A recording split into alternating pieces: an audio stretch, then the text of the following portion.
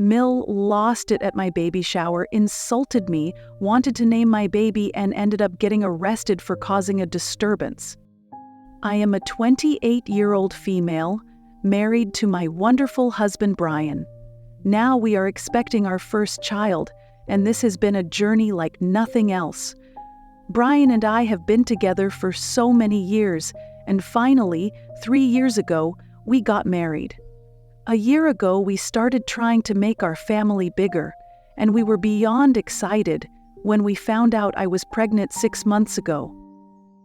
Our relationship has always been strong, but the anticipation of welcoming our little one has brought an extra layer of joy and excitement.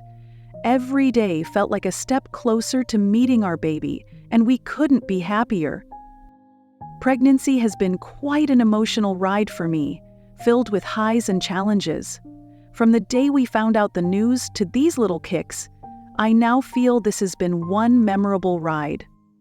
Brian has been a big help throughout, from being at every doctor's visit to helping me read through parenting books and even contributing to making the nursery cozy for our little one. We're in full-on baby prep mode now, from discussing baby names to planning the nursery and dreaming about the future. Brian's enthusiasm about becoming a dad melts my heart. He's fully committed and shares in every part of the preparation, making this journey even more special for both of us. We've been enjoying the highs and lows of pregnancy together, relishing each and every moment as we await our little one's arrival. 2 months ago, we decided it was time to let our families in on the great news that I was pregnant. Having safely passed the first trimester and pretty much sure of everything, we were ready to spread the good tidings with our loved ones. We invited all of our parents, immediate family, and close friends to come over for lunch. They came expecting just a normal get-together, but, of course, as soon as they saw my growing belly, they all lit up in shock and excitement. Upon seeing me, my mother burst into tears because she finally realized that I was pregnant. Mom was ecstatic about becoming a grandmother, but understood why we had wanted to wait a while before announcing the baby's arrival. Her excitement and support made the moment even more special. Unfortunately, Brian's mother, Carol, did not have the same reaction. Instead of celebrating with us, she was visibly upset when she learned we had kept the pregnancy a secret. She felt left out and accused me of deliberately leaving her out. I tried to explain to her why we did it and assured her it wasn't personal, but she just kept on being upset and wouldn't talk to me anymore.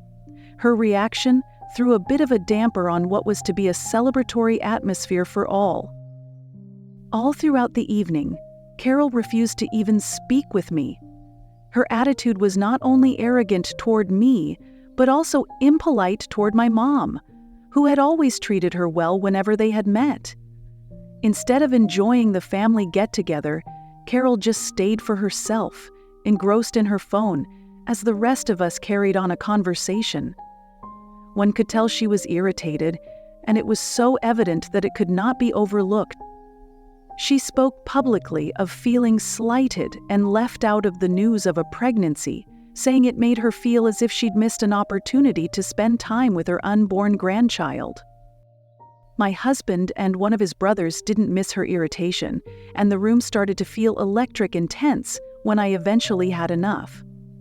Needing to get out of the room for a few moments to collect myself, I got up and excused myself.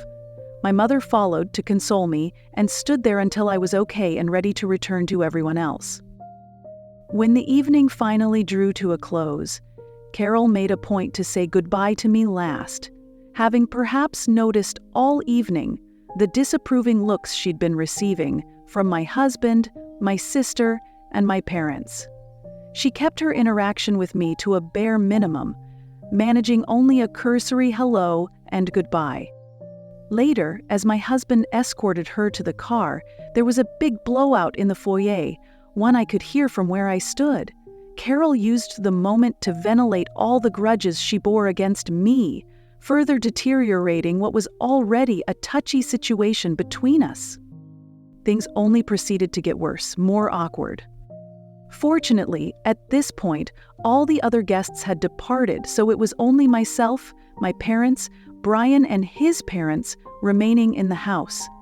Understandably angry, Carol unleashed on Brian as if she could not believe that I would ever dare keep the pregnancy news from her. She said that I did not, in fact, care about family at all. Brian, calm at this point, told her it was a decision we as a couple had made to wait.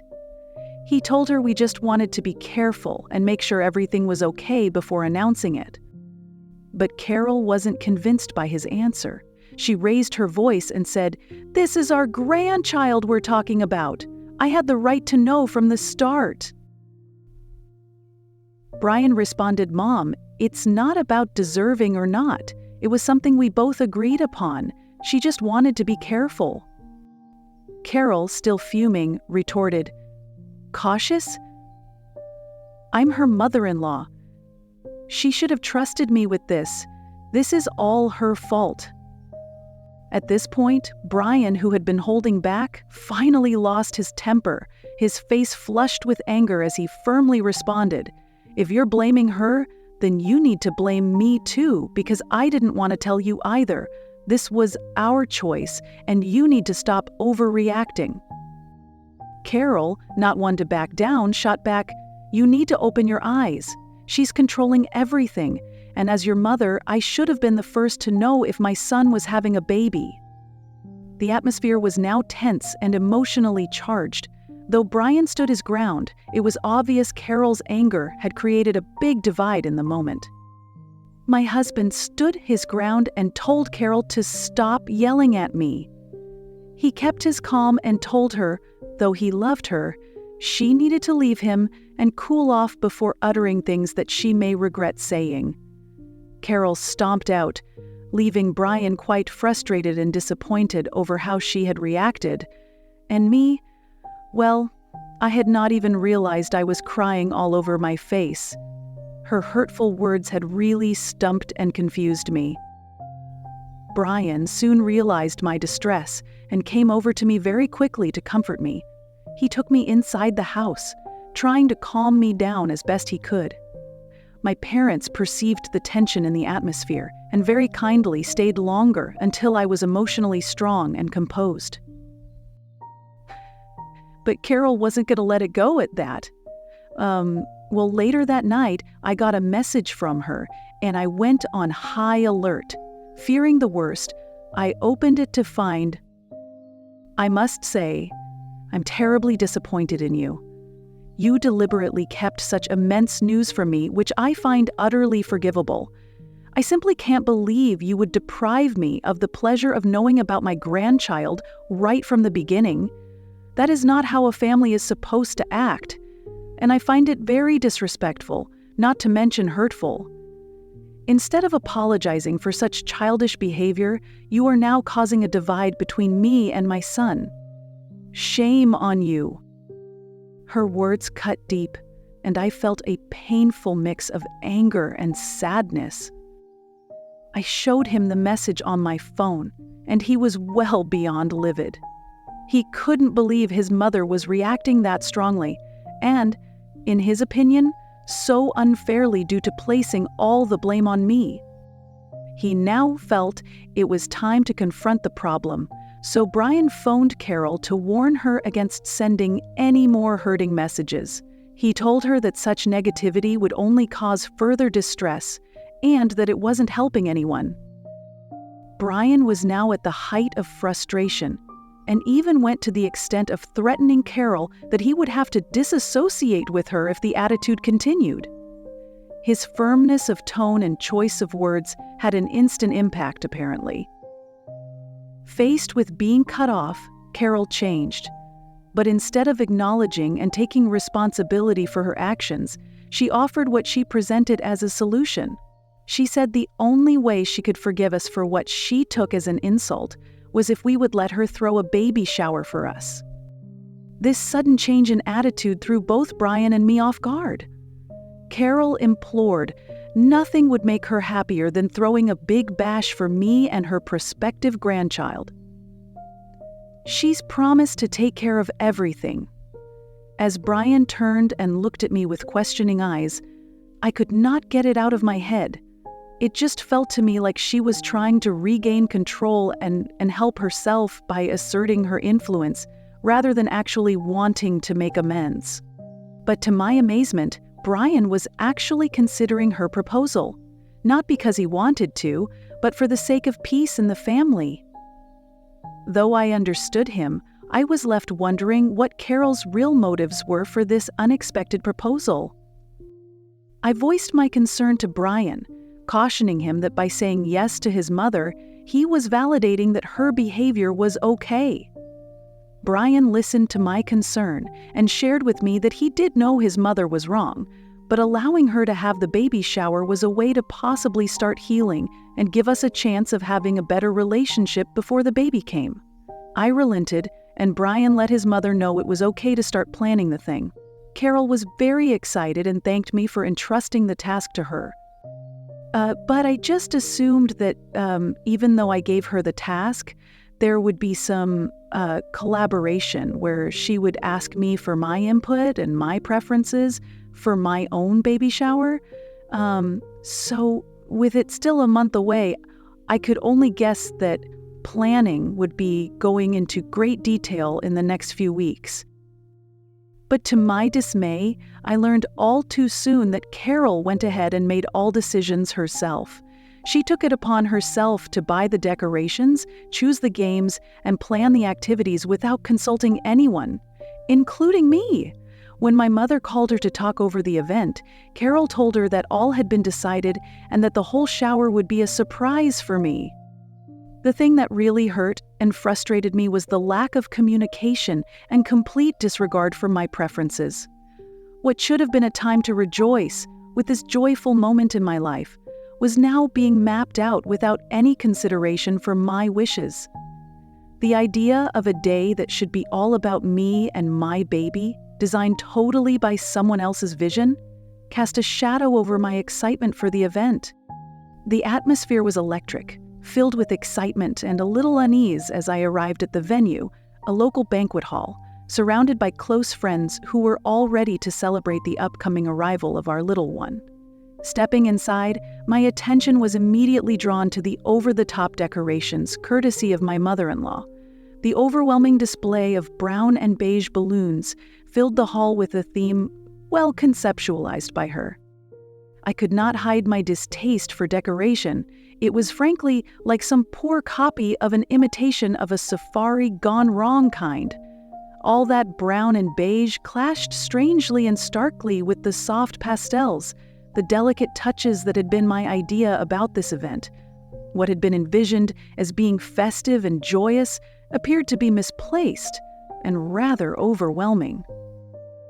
But decorations weren't enough, for right at the entrance was this huge banner with a collage of my husband's baby pictures with Carol.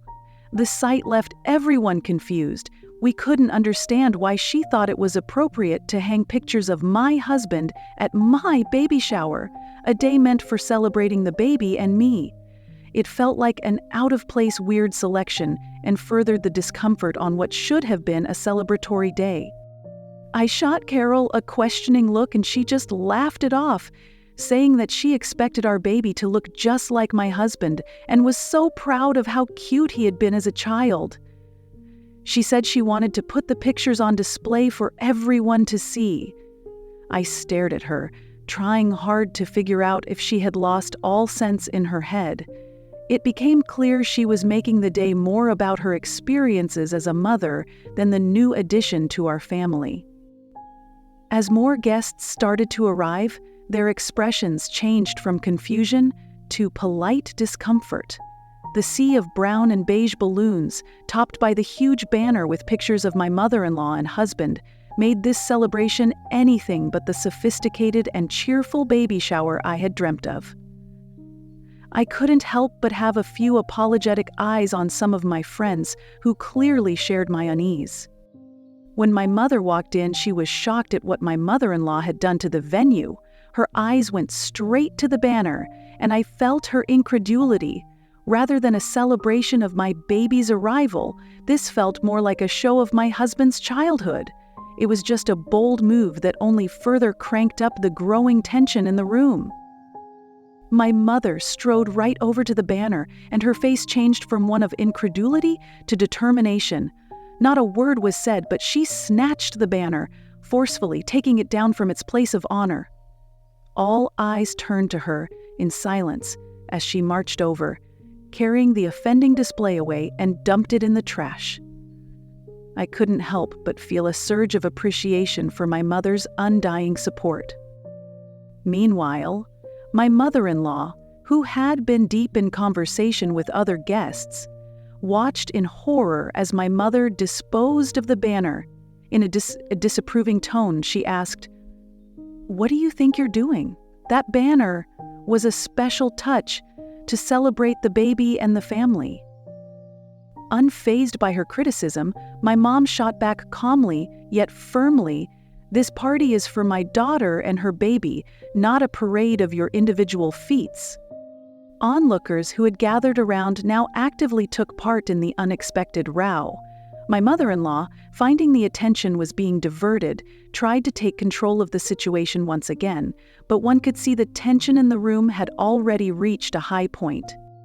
"Well, I thought it would be nice for everyone to know who was responsible for this beautiful event," my mother-in-law retorted, trying to mask her irritation. "Since I was the one who took the trouble to throw this nice party, I wanted everybody to see how adorable Brian was when he was a child." Undeterred, my mother said, "Carol, you begged my daughter to let you throw this baby shower after how you treated her last time? This is my daughter's baby shower, not some personal soapbox or a way to get your way." The room fell silent as this went on. People were all looking at each other very uncomfortably.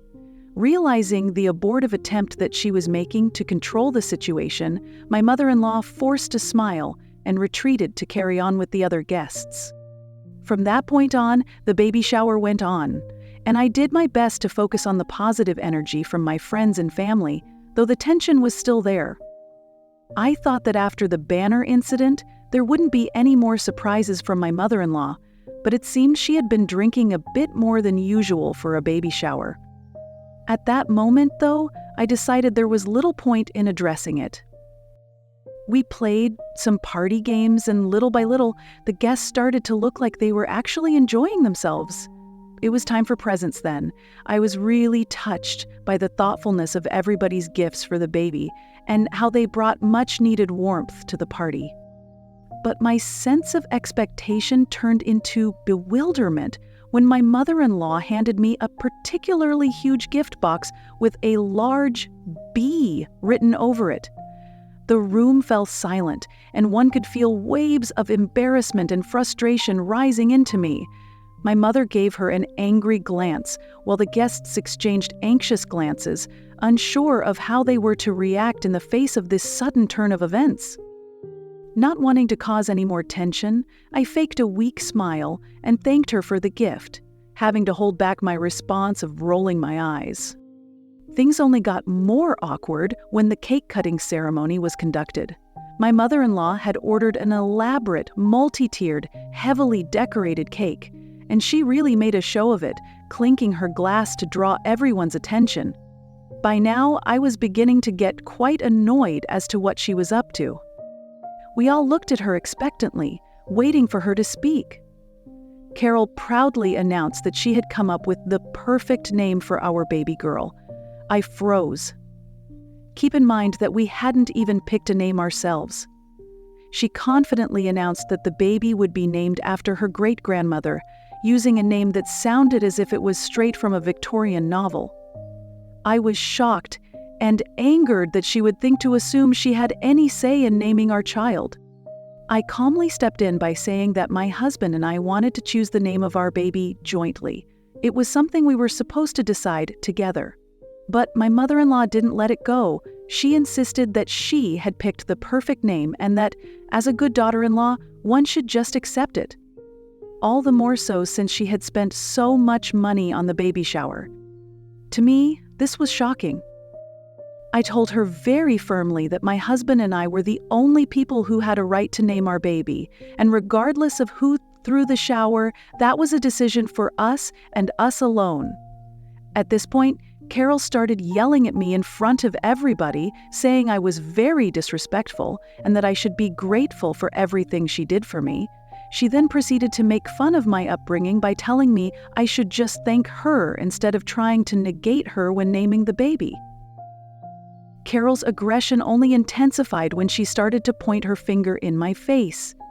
My mother immediately stepped forward and placed herself in front of me almost as a human shield. Carol continued to yell and state how she was the real mother to my baby because she gave birth to my husband and it was his sperm that got me pregnant. What she said was absolutely abominable and hurtful, down to the core. But the more my mother tried to stop her from making these cruel remarks, the more Carol got enraged. She continued to insult me, even going as far as to say that my mother did a terrible job raising me. It was clear that Carol had drunk too much, and trying to reason with her was fast becoming fruitless. The situation was getting out of control, and the uncomfortable atmosphere was growing by the minute. And so, as I slowly realized things were getting worse, I decided I had taken enough humiliation. In a last-ditch attempt to salvage some dignity, I made up my mind to leave, taking with me the gifts my friends had so kindly brought for me. I left the gift from my mother-in-law behind, but in her drunken state, Carol took the gifts from my hands and threw them on the floor, accusing me of being ungrateful and a witch who was driving a wedge between her and her son. The room was tense, and people were beginning to take out their cameras to record whatever was going to happen next. I tried to ask one of my very close friends to kindly request the guests to leave. Carol, however, was relentless. She continued to spew forth vicious accusations, turning a supposed joyous occasion into a chaotic spectacle. Feeling frustrated and frightened, I knew I could not just let this continue. In desperation, I called the police because I increasingly felt unsafe with her due to her hostilities. Yes, you read that right. I had to call the police on my own baby shower because of my toxic mother-in-law. When he arrived, Carol went full-on drama, pointing fingers and trying to paint me as some mastermind behind the mess. Luckily, the police were understanding and attempted to reason with her. But since she was drunk, she opposed them and even began shouting at the officers, which only made her case worse. This only ensured matters had to be taken to the extreme, and on the spot she was arrested. I left the party with my mother and very close friends, all of us shaken by the unbelievable experience. Since then, my husband and I have been dealing with the aftermath. Now, my mother-in-law is playing the martyr, trying to gain sympathy from some family members who weren't at the baby shower because they do not live in this city. My husband gets why I called the cops, but he thinks I kind of went a little overboard. He says that either of those times I could have called him or his dad for help. So Reddit, do you think I overreacted by calling the police on my mother-in-law for ruining my baby shower and then pretending she was the real mom of the baby? Update 1. I am beyond humbled by all of the support that has come my way since the telling of my baby shower story. Thanks to those who supported my action in calling the police regarding my incredibly aggressive mother-in-law that day. Until this wedding planning, I never really saw this super aggressive side of her, as she and I never really hung out outside of the holidays. The level of aggression she displayed at the shower genuinely alarmed me, more so with my unborn in mind. Every guest present at that time reached out afterward to show support. Some even sent recordings of the whole situation, which I will show my husband. I am going to have a very stern talk with him this weekend about how we go from here with his mom. Update 2. I showed him the recording, and as I said, we sat down to have a real talk about what had happened. I took him through the whole thing, from his mother's reaction when we announced my pregnancy, right through the insane baby shower. It was important for me to describe how her behavior was an escalation and how that made me feel unsafe given that she was trying to control the situation and not respecting our decisions. I went into detail about the yelling, the accusations, and the weird gifts she gave. Then, I shared the recordings with my husband. As he watched the videos, I could see the shock and realization on his face. It was almost as if the footage was a wake-up call for him to face the uncomfortable truth of what his mother had been doing. He was very sincere in his apology to me, expressing his regret that he had not realized how serious things had gotten and acknowledged that I was right to call the police. "I had no idea it got this bad. I'm so sorry you had to go through all that," he said, his face a mixture of remorse and frustration. He said he never thought his mom would do something like this because it was so out of character for her. He assured me that he was completely on my side, and his number one concern was my safety being pregnant. We then discussed the deeper issues, including how his mother's need to control and validate had trumped what should have been a celebratory occasion. Brian was visibly shaken by the truth of his mother's actions, as he shared his own fears regarding her behavior and concurred that she had gone too far. I shared with him how, after the way his mother treated me in front of everyone, I felt the need to cut ties with her. I told Brian that as he was free to be in a relationship with his mother if he chose to do so, the rest of us would not be involved in her life until she sought help to learn to manage her aggressive behavior. Brian became very angry, reminding me of all the ways his mother was in the wrong, and announced that he, too, would want nothing to do with her. I told him he didn't have to go that far, but he said his mother had crossed a line in disrespecting me and that she no longer had a place in our lives. He did agree that this wasn't just about the baby shower and was probably the result of her long-standing issues. Brian assured me that he would speak to her personally about our decision, and that the actual decision to sever contact would be his alone. I also asked him to warn her that if she came to our door uninvited and tried to force her way back into our lives, I would have no choice but to call the police again. Update 3. It's been a month since my last update. For those asking, both the baby and I are doing well, and I'm anxiously waiting to meet our little one. Since the last update, we've had no contact with Carol. Brian had a talk with his parents, and his father assured him that he would make sure Carol knew the boundaries we've put in place and respected our choice. Since cutting ties with her, our lives have been strikingly more tranquil, and the lack of constant drama and toxicity has brought a welcome sense of peace to our home. Now Brian and I can devote all our time and energies to preparing for the baby's arrival without an added daily stress factor like the disruptions caused by Carol. The support of friends and family has helped a great deal during these times. My parents and very close friends have been a tremendous source of strength, offering encouragement and understanding. Even some relatives who didn't realize the magnitude of Carol's behavior before have spoken out to demonstrate their support after the actions at the baby shower were videotaped and witnessed by the general public. Though it wasn't the end of our journey, this experience only bonded us together and once again proved that we must face challenges together as a team. The decision to let go of Carol wasn't an easy one for us, but it's been a change that has brought relief to our minds and emotional selves.